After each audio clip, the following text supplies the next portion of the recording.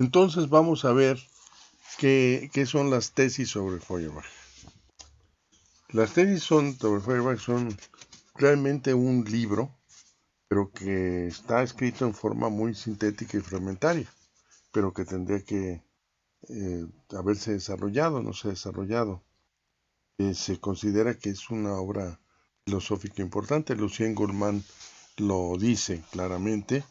Y luego Georges Lavica, filósofo francés muy amigo mío, autor de un diccionario de filosofía marxista, él va a publicar un librito interesante con las variantes. Aquí es muy importante el tema de la traducción del alemán al español. Y por eso entonces voy a tomar la versión que hace Bolívar Echeverría, que se publica en un texto llamado El materialismo de Marx. Materialismo de Marx, editorial Ítaca, y en donde Bolívar Echeverría sostiene una concepción de la filosofía que no sostengo yo. Eso lo veré un poquito más adelante. Pero en fin, la traducción es una traducción de primera, y entonces aquí, ¿en qué consiste? Primera tesis. El primer tema, que es el problema del conocimiento. Entonces hay, dice Marx, dos formas hasta ahora del conocimiento. Uno, la empirista, en donde el objeto es el activo y el sujeto es un receptor pasivo. Es decir, es como un espejo. Claro, luego Bacon dice en su teoría de los ídolos, muy interesante por cierto, que ese espejo está empañado por ídolos, por prejuicios, pues, de los individuos. Por ejemplo, los ídolos, los cuales los individuos, en lugar de ver la realidad, ven a los autores más importantes y reducen la realidad de sus autores. En fin, la teoría de los ídolos es recomendable analizarla. Está en el Novum Organum. Yo recomiendo que se analice. Pero el problema es ese. El problema del empirismo es que pretende que el conocimiento es un reflejo de la realidad y que nuestra mente es un espejo. Espejo pues incorrecto, espejo que no refleja la realidad. Ese es un primer punto. Pero está el otro lado, que es la tesis desarrollada por el idealismo, fundamentalmente Kant, en donde lo importante es la construcción activa del sujeto. Entonces el objeto pasa a ser algo desconocido, el sujeto va a construir el conocimiento por medio de su mente. Y entonces aquí, en lugar de Marx busca entonces Marx una tercera posición. La tercera posición es que si el hombre se interrelaciona con la sociedad, con la naturaleza, a través de la práctica, es entonces en esa actividad práctico-crítica en que va a surgir el conocimiento. Ni en el objeto, ni en el sujeto, sino en la actividad práctica. Aquí hay una nueva idea de teoría del conocimiento importante.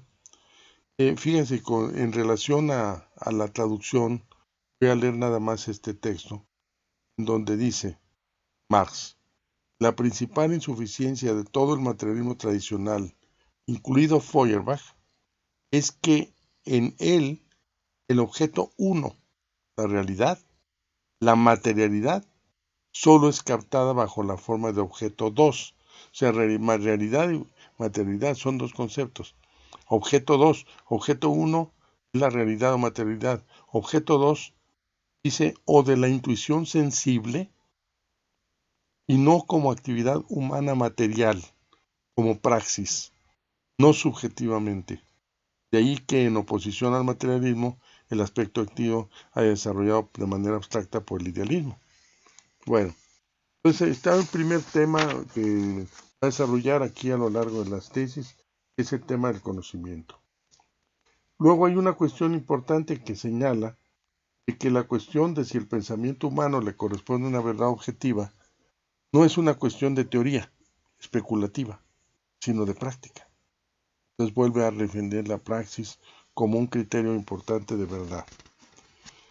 Luego, eso no desconoce la teoría, pero no se pretende que la verdad se reduzca a la pura reflexión puramente teórica, porque esa es pura escolástica.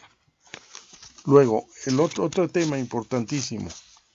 La doctrina materialista acerca de la transformación de las circunstancias y de la educación olvida que las circunstancias deben ser transformadas por los hombres y que el propio educador debe ser educado. O sea, aquí hay dos temas importantísimos, pero solamente un tema sería que el hombre es producto de circunstancias.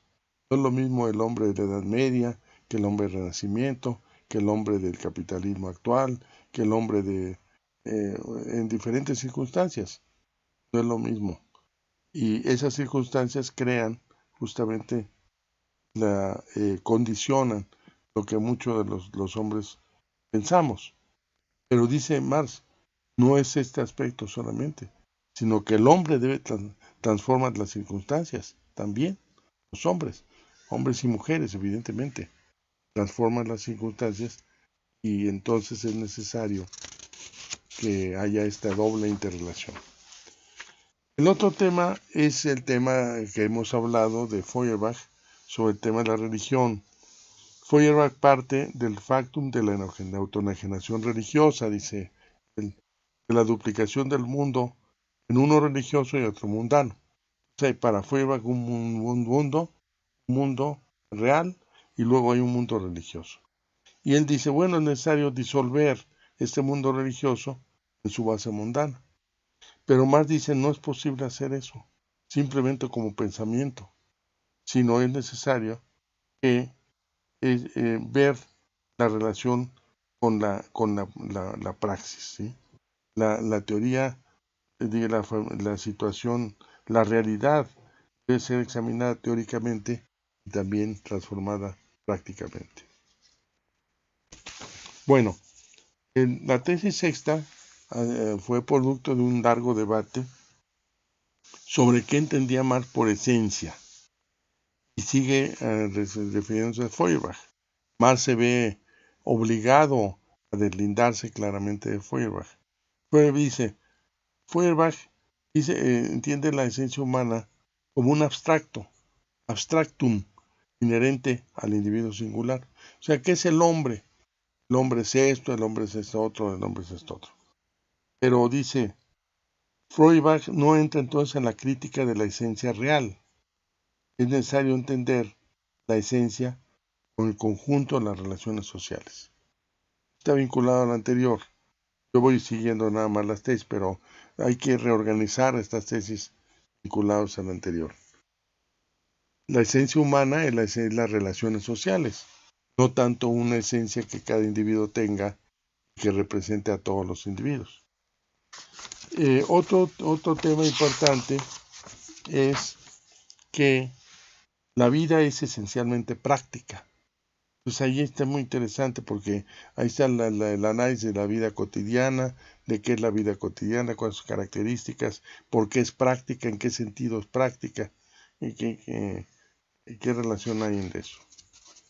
Y luego, justamente, el tema de la tesis 11 que ya he mencionado, que repito aquí.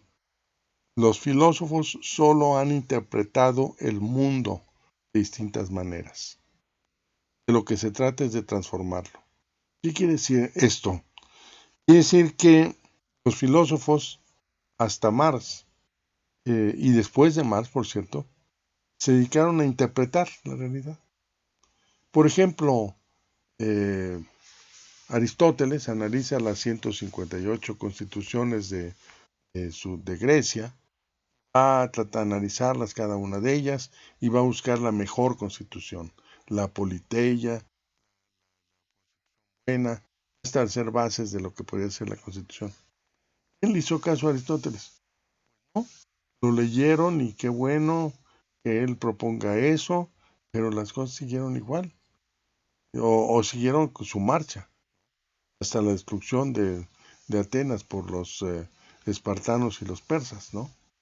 Entonces, ahí está el punto de que no solo la teoría, yo me puedo imaginar muchas cosas teóricamente, pero la teoría no tiene que ser vinculada a la práctica. Y entonces, para transformar la realidad, una teoría simple, sin vínculo con la realidad concreta, con las fuerzas específicas que van a transformar la sociedad, pues solo es una buena teoría, pero nada más, deja la realidad intacta como es. Ahora bien, ¿qué es lo que está pasando en la reflexión de Marx?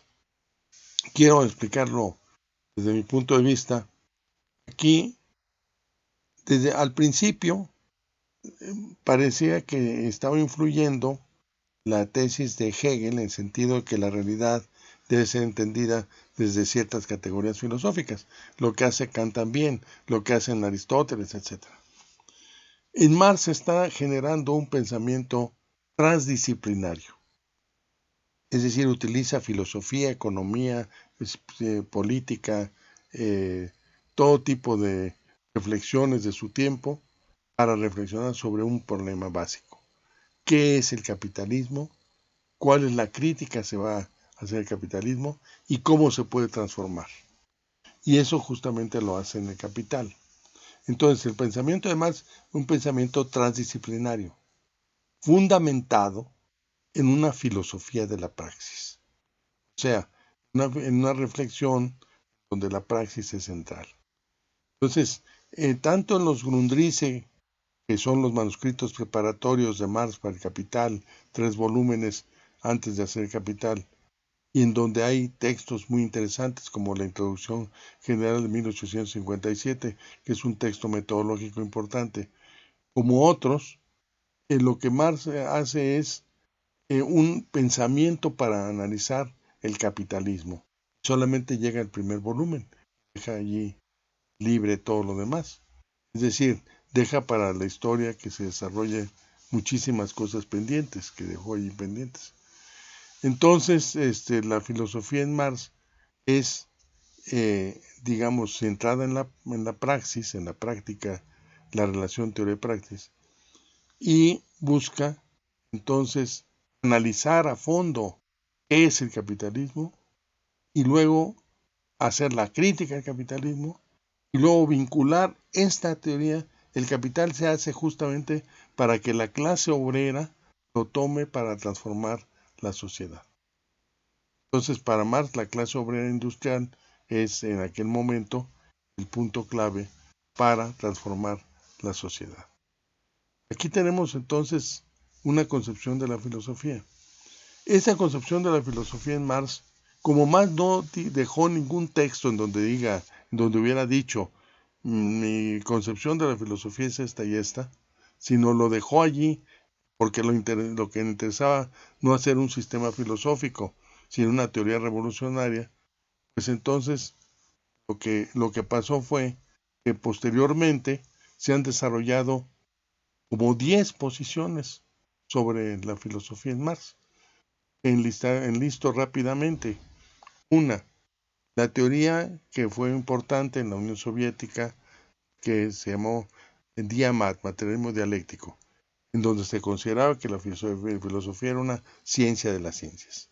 Segundo, la teoría de Althusser, que dice que la filosofía es una teoría de la práctica teórica y un destacamento de la teoría de la lucha de clases en el seno de la teoría.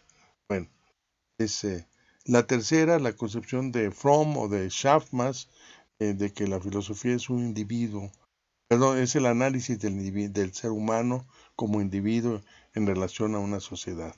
O sea, un nuevo humanismo. La teoría de Lefebvre, por ejemplo, Marx plantea una metafilosofía. La teoría de Karl Kosik, en el sentido de que la filosofía es una dialéctica de lo concreto, dice Kosik de forma muy interesante. O la filosofía de la praxis, que por cierto se desarrolla en varias dimensiones, en la de Sánchez Vázquez, en la de Antonio Gramsci, que también considera que el marxismo es una filosofía de la praxis, en la de George Lucas, en la de István Mésaros y otras, la escuela obviamente de Yugoslavia, la escuela praxis de Yugoslavia. Entonces, hay diversas formas de entender a la filosofía de la praxis. Eso lo continuaremos a desarrollar próximamente.